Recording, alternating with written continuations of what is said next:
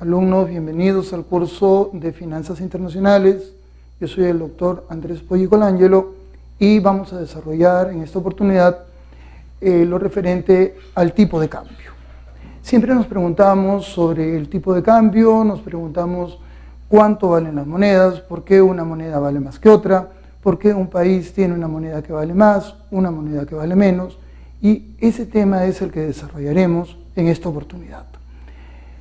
Vamos a encontrar que el tipo de cambio o tasa de cambio, como también le llaman, es la comparación entre dos divisas, entre dos monedas de diversos países. Es la relación o proporción que existe entre el valor de ellas. Eso es lo que vamos a desarrollar, que es muy interesante para realizar todo tipo de finanzas internacionales y comercio internacional. El nacimiento de los tipos de cambio se debe al intercambio comercial que apareció en el mundo. En el mundo el intercambio comercial tiene muchos años. Como bien sabemos, desde la época de los fenicios hubo un intercambio comercial a nivel mundial. En esa época era cerca del Mediterráneo o alrededor del Mediterráneo. Después fue creciendo y se dio a nivel ya de todo el mundo. Pero ¿qué sucede? Que cada uno de los países tiene su propia moneda. Entonces las monedas tienen diversas cotizaciones, a los cuales le vamos a decir tipos de cambio. Veamos, ¿cómo se determina el tipo de cambio? En primer lugar, podemos ver que se determina como el precio que tiene la moneda. Y todo esto es en base a ¿qué? A una ley, a la ley de la oferta y la demanda. Es decir, cuando más se requiere una moneda, su precio sube más. Cuando menos se requiere, el precio de la moneda va disminuyendo. ¿Cómo sucede en nuestro país con el caso del dólar? Encontramos que cuando la demanda de dólares se incrementa, el precio de esta moneda sube.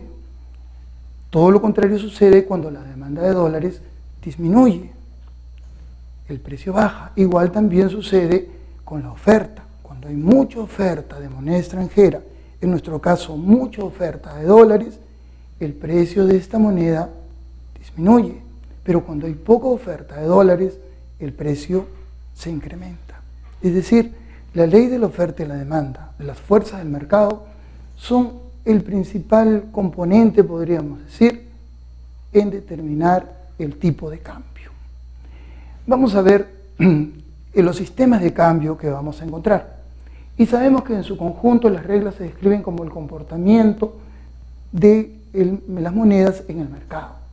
Y muchas veces los bancos centrales intervienen para determinar el tipo de cambio, es decir, para ver cuánto es que vale la divisa o moneda extranjera. Como bien sabemos, tenemos el tipo de cambio fijo. ¿A qué cosa le decimos tipo de cambio fijo? Cuando el Estado, por medio de su organismo emisor, dígase, por medio de su banco central, fija el tipo de cambio, es decir, determina el precio de la moneda extranjera. Pero sabemos que esta práctica no es muy buena, por unas razones, como cuáles, por ejemplo, sabemos de que en gobiernos pasados, cuando el tipo de cambio era fijo, es decir, determinado por el organismo emisor, hubo mucha especulación y aparecieron los mercados informales. Entonces, estos vendían la moneda a otros precios, cosa que no es muy bueno, porque el Estado fija un precio y al final, en el libre mercado, es otro el precio real. Entonces, este tipo de cambio fijo como que tiene muchos problemas. Mejor es el tipo de cambio flexible. El tipo de cambio flexible también se le denomina tipo de cambio libre. Algunos también le denominan tipo de cambio flotante. ¿Pero por qué? Porque vamos a encontrar que tiene dos variedades. Una de ellas es la flotación limpia. ¿Qué entendemos por flotación limpia? Cuando solo las fuerzas del mercado, es decir, cuando solo la oferta y la demanda son las que van a intervenir para establecer el precio de la moneda extranjera. Es decir, para establecer el precio de la divisa. Pero sucede que todo esto se corrige automáticamente. ¿Cómo así? Cuando el precio de la moneda está subiendo, la demanda de ella es menor. Y cuando el precio de la moneda se incrementa, ¿cierto?, vamos a encontrar una serie de distorsiones. Entonces, vamos a encontrar que muchos países aplican dentro del tipo de cambio libre la flotación sucia. Así es. Entonces nos preguntamos, ¿y qué cosa es esa flotación sucia? Sucede que la flotación sucia es cuando el organismo emisor, dígase, el Banco Central de Reserva, interviene mediante la compra y venta de moneda extranjera. ¿Cómo así? Por ejemplo, si el dólar comienza a subir demasiado, el organismo emisor, dígase el BCR, puede intervenir. ¿Cómo así? Si el dólar sube demasiado, el BCR vende dólares, saca dólares a la venta. Al sacar dólares a la venta, incrementa la oferta de dólares. Por lo tanto, el precio de la divisa, el precio del dólar, tiende a disminuir. Lo contrario hace el Banco Central de Reserva cuando el precio de la moneda extranjera, dígase el precio del dólar en nuestro caso, comienza a bajar. Cuando baja demasiado, lo que hace el organismo emisor es comprar dólares. Y al comprar los dólares, incrementa la demanda de dólares y el precio comienza a subir. Pero sucede que muchas veces los bancos centrales no influyen tanto sobre la tendencia, sino sobre la volatilidad de la moneda extranjera. Vamos a explicar un poquito esto. ¿Qué cosa es la volatilidad de la moneda extranjera? Son los cambios bruscos que puede sufrir la moneda extranjera, es decir, subir mucho o bajar mucho. La volatilidad es muy importante. ¿Por qué? Porque, como bien sabemos, casi no todas las operaciones de comercio internacional, es decir, las exportaciones e importaciones, se realizan utilizando divisas, principalmente dólares en nuestro caso. Entonces, si la moneda extranjera sube demasiado, esto favorece a los exportadores. Cuando el exportador ve que dan mucha moneda nacional a cambio de la moneda extranjera, a él le conviene, porque recibe por su misma cantidad de dólares mayor cantidad de moneda nacional, mayor cantidad de soles en nuestro caso. Pero, ¿qué sucede cuando la moneda extranjera vale menos? Es decir, nuestra moneda nacional vale más. Lo que sucede es que desfavorece al exportador, porque en este caso el exportador recibe menos por los dólares que le pagan en el exterior. Caso contrario sucede con los importadores. Cuando el precio de la moneda extranjera se cotiza más, sube más, no les conviene, porque ellos tienen que sacar mayor cantidad de moneda nacional para poder comprar esa moneda extranjera. Entonces, a ellos lo que le conviene a los importadores es que nuestra moneda nacional tenga mayor valor, suba de valor. Así ellos pueden importar mayor cantidad de productos a un precio más bajo, entre comillas.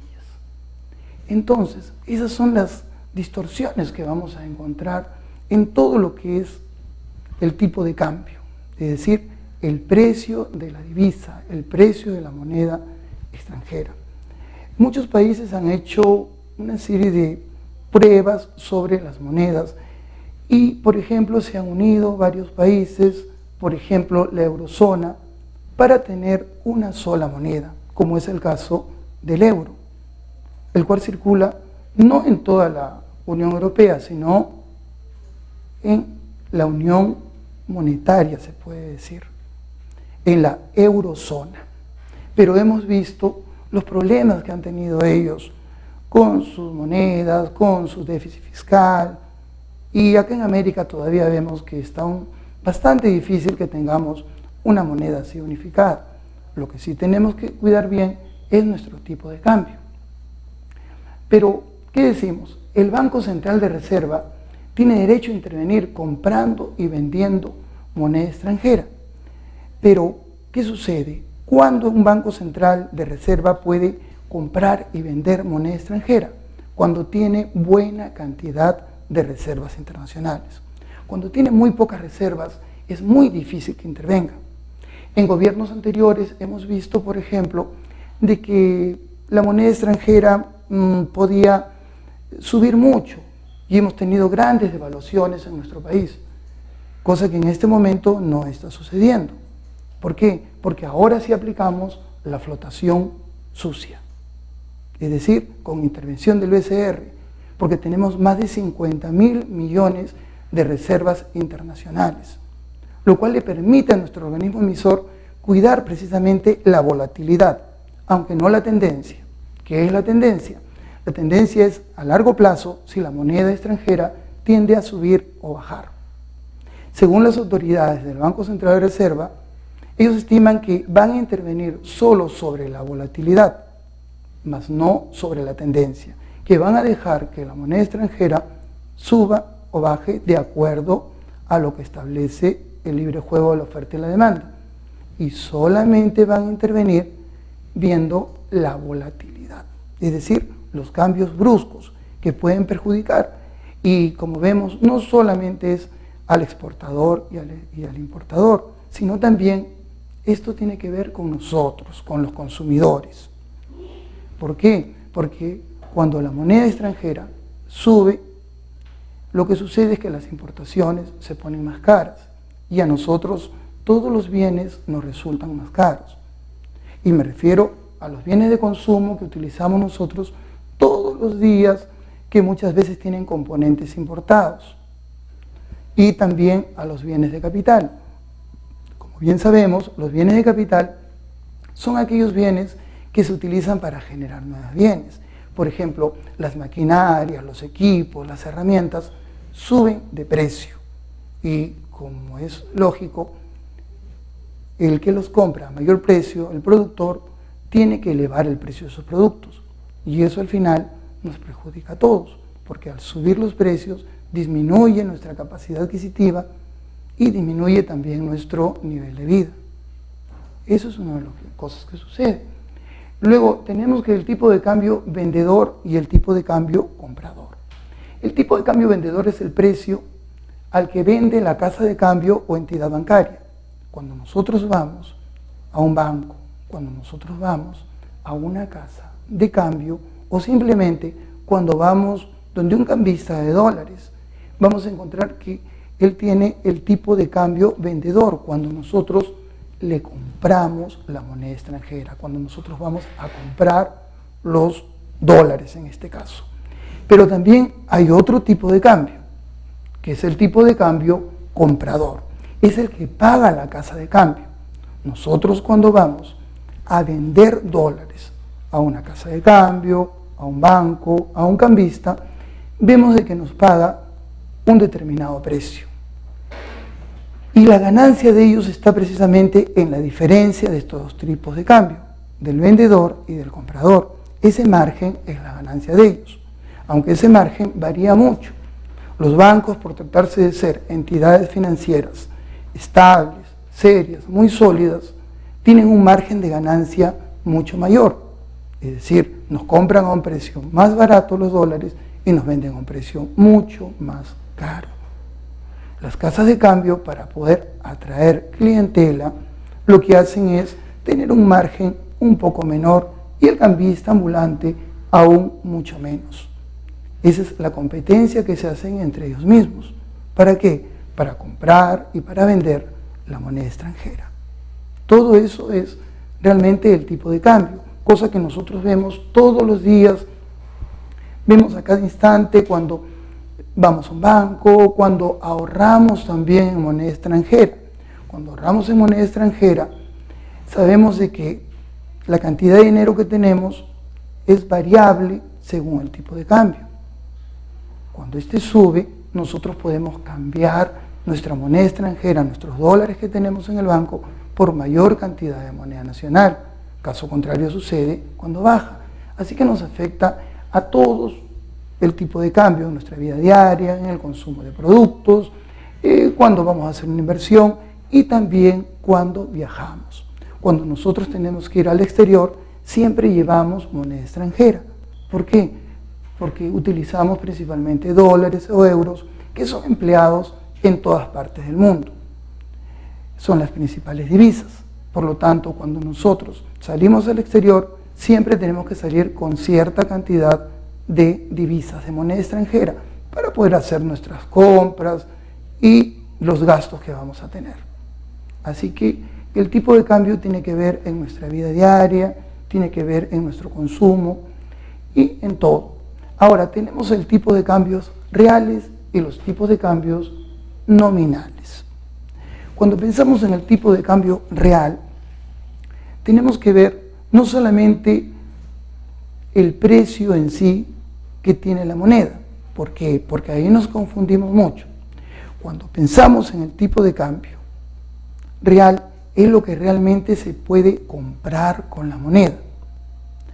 Y el tipo de cambio nominal no es otra cosa sino la cantidad de moneda extranjera que recibimos a cambio de nuestra moneda nacional. Y esto muchas veces resulta engañoso. Vamos a un determinado país y cambiamos una determinada cantidad de soles.